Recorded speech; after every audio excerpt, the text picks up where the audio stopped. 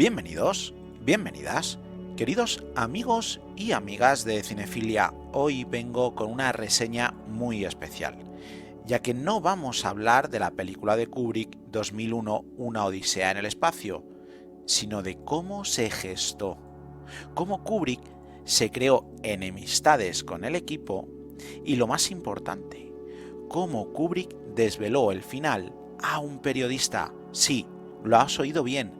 Te voy a contar el final que quiso contar Kubrick con esta película y que lo hizo con sus propias palabras. Pero antes de llegar a ese momento, empecemos por el principio. Tenemos que hacer un viaje hasta 1965, fecha en la que Kubrick, influenciado por Roger Andrew Caras, decide hacerse con los derechos de la novela corta El Centinela de Arthur C. Clarke. En aquellas fechas, la carrera espacial entre Estados Unidos y la URSS era un asunto político de primer orden. Una de las ideas que tenía el ciudadano medio de la época es que con los viajes espaciales encontraríamos vida extraterrestre. Y Kubrick estaba realmente fascinado con la idea. Caras había leído El Centinela y le propuso a Kubrick que la usara para hacer su próxima película. Este accedió a leerla y tras ello decidió ponerse manos a la obra y rodar un film basado en el cuento corto de Clarke. Si Kubrick era un cineasta, hay que decir que además era uno de los más astutos, y sobre todo en conseguir financiación. La posibilidad de que un gran estudio produjera un film de ciencia ficción era poco menos que imposible, pero Stanley tenía una carta en la mano para levantar la producción. Él conocía de primera mano que la Metro quería implementar el Cinerama. El Cinerama era un sistema de proyección en 3 pantallas simultáneas, pero claro, nadie quería optar por ese sistema, así que la Metro tenía grandes dificultades de sacar el proyecto adelante. Así que Kubrick le vendió la idea de que su película sería el colofón final al Cinerama y que su obra se proyectaría a través de ese sistema únicamente. Y la Metro tragó el anzuelo y comenzó la producción. Quiero aclarar que en la mente de Kubrick no estaba ni de lejos rodarla en Cinerama, vamos, ni nada por el estilo, sino rodarla y proyectarla en 70 milímetros, como al final se hizo. Y esto lo que hizo es que dio la puntilla definitiva al proyecto de la Metro, viendo que no lo podían sacar adelante. Así que podemos decir sin ningún género de dudas que Kubrick mató al Cinerama.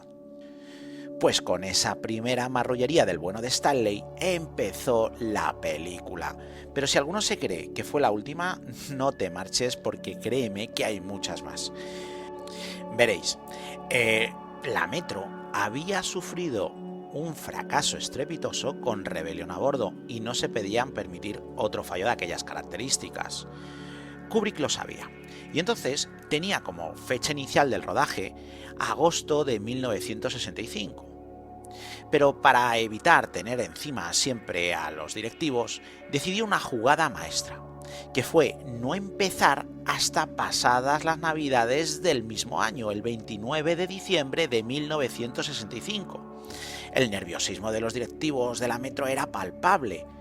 No se lo podían permitir, no podían permitir otro fracaso, pero no podían dar marcha atrás. Así que tenían que tragar con todo lo que decidiera el bueno de Stanley. Pronto, Kubrick se alejó de la novela de Clarke.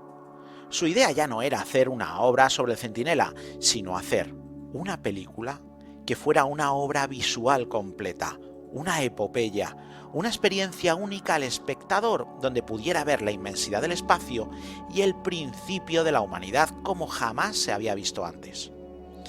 La trama realmente pasaba a un segundo plano, siendo los máximos protagonistas la puesta en escena y la composición. Y tanto es así que de hecho solo en 30 minutos del film hay diálogos. Y hay que recordar que la obra dura 2 horas y media.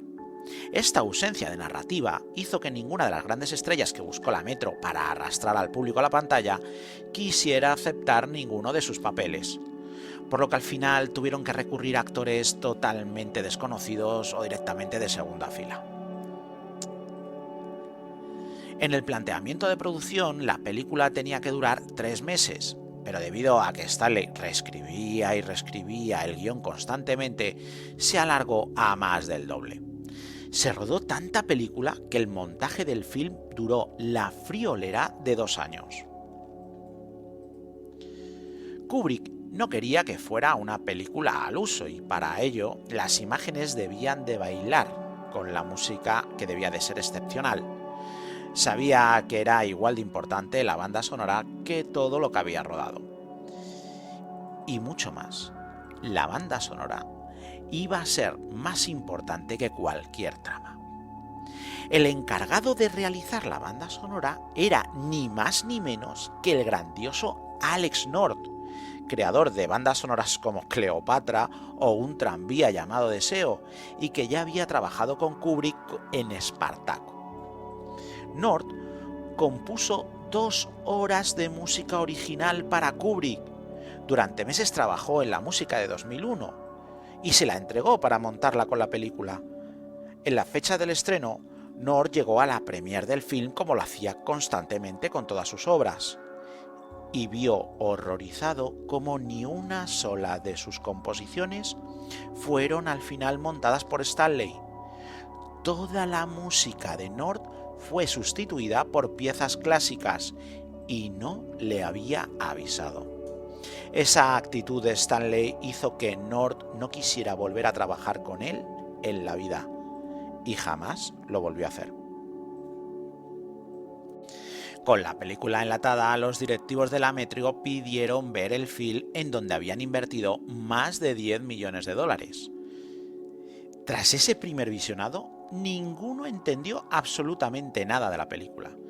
Las alarmas se habían encendido en la productora del León. Otro fallo más y la Metro desaparecería. Al no comprender nada, decidieron hacer pases privados a críticos de cine y personas autorizadas del género, y no obtuvieron ni una crítica buena. Otras veces había pasado eso y lo que habían hecho era, como es su propia película, pues mandar a un montador que rehiciera todo el film. Pero ¿cómo podían remodelar esa película si ni siquiera la entendían? No sabían qué hacer con ella. Se habían gastado 10 millones de dólares en algo que no sabían qué era. Así que decidieron estrenarla tal cual la rodó Kubrick, con la sensación de perdidos al río. Así, el 1 de enero de 1968 se estrenó 2001, Una odisea en el espacio. Y en tan solo 2 semanas, el film había recaudado 200 millones. La sensación en el público fue brutal. Artistas como Bowie se sintieron inspirados por el film, y como él, el resto del mundo. Se formaron coloquios existencialistas sobre el monolito y se crearon tratados sobre el final del film. Había sido un éxito. Los directivos no sabían por qué, si no entendían ni siquiera la película, pero el resto del mundo la acogió con los brazos abiertos. 2001, al final de ese año, ya era una leyenda. Y todo en menos de un mes. Todo el equipo de la película irradiaba felicidad, excepto una persona: Arthur C. Clarke. Él había visto que todo su trabajo como guionista en el film había sido ninguneado por Stanley Kubrick. Ninguna de sus ideas finales fueron admitidas por el director. Así que, en venganza, Arthur C. Clarke escribió su libro 2001, donde narraba todas sus ideas, las que fueron desdeñadas por el director. Este es uno de los pocos casos en que la película es anterior a la novela. Y tras ver el film y leer el libro, he de reconocer que la película supera con mucho al 2001 de Clarke. Por cierto, Arthur C. Clarke consiguió pingües beneficios con la novela y escribió el guión de la secuela, 2010 Odisea 2. Se lo presentó a Kubrick para que éste la volviera a dirigir, pero Kubrick comentó que 2001 ya estaba cerrada y se negó, y fue Peter Hyams el mismo director de Atmósfera Cero el que tomara el testigo en una secuela maldita que no llegó ni a la altura de los talones del original. Y ahora ha llegado el momento que muchos estabais esperando. Vamos a explicar el final de 2001. Pero para ello nos tenemos que remontar, en este caso a 1980, veréis. Resulta que el productor televisivo japonés Yu Ichiyao, en aquella época de los 80, le hizo una entrevista a Kubrick por su estreno de El Resplandor. La entrevista tuvo lugar en el Elm Street Studio. El director de Manhattan siempre había sido reacio a contar su idea sobre el final, sobre todo al ver que cada espectador sacaba su propia teoría. Jamás desveló nada de lo que tenía en su cabeza, ni siquiera la famosa entrevista de Playboy. Pero ese día, a la pregunta directa de ¿qué tenía usted en la cabeza cuando rodó ese final?, el productor japonés se quedó sorprendido al ver que Kubrick por fin le respondía. Kubrick contó que pensaba en algo similar a un inmenso zoo pero para humanos, donde seres más avanzados que nosotros nos estarían estudiando. Al igual que nosotros creamos escenografías ideales para que los animales se sientan en su ambiente similar a su hábitat, estos nos harían una idealización falsa, así que pensó en la escenografía donde una habitación de corte francés hiciera las veces de hogar ideal para el espécimen humano, en este caso para Dave Bowman. Tras ello, pensó cómo los semidioses griegos que una vez en el Olimpo volvían, pero como seres superiores a los demás congéneres, pensó que así Dave regresaría tras su periplo en el zoo humano, donde el tiempo y el espacio se confunden. Esa parte final del regreso no se iba a desarrollar en el film y quedaría a la interpretación final del espectador. Solamente verían el resurgir de ese nuevo ser. Como podéis observar, al final Kubrick hizo un final bastante críptico, pero que una vez se sabe la intención, absolutamente todo cobra una nueva forma. Y seguro que te está apeteciendo volver a verla. Uno de los problemas es que ahora mismo en la actualidad no hay ninguna plataforma que la tengan en streaming, por lo que tendremos que acudir a nuestro maravilloso DVD. Pero creedme que la compra del DVD de 2001 es de las que más provecho lo vais a sacar, porque es que la vais a estar viendo y reviendo una y otra vez constantemente, porque es una maravillosa manera de rescatar un film simplemente maravilloso. Aunque no hay que desdeñar que quizá cuando veas esto ya haya una plataforma que la tenga, así que ahí te digo, lánzate y míratela. Observa con tus ojos ese final y luego dale el sentido que le quería dar Kubrick.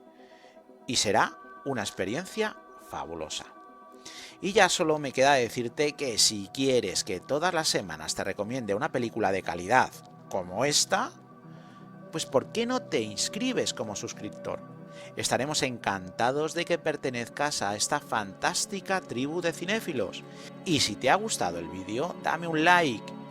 Y si tienes algo que decirme, pues aquí en la caja de comentarios me puedes decir lo que quieras, lo que te ha parecido la película, lo que te ha parecido el final. Si ya sabías esta historia, me puedes escribir lo que quieras. Y nada, decirte que en solo 7 días vuelvo otra vez a la carga con otro film fabuloso. Y solamente me queda decirte una cosa, que seas muy feliz y que vivas el cine.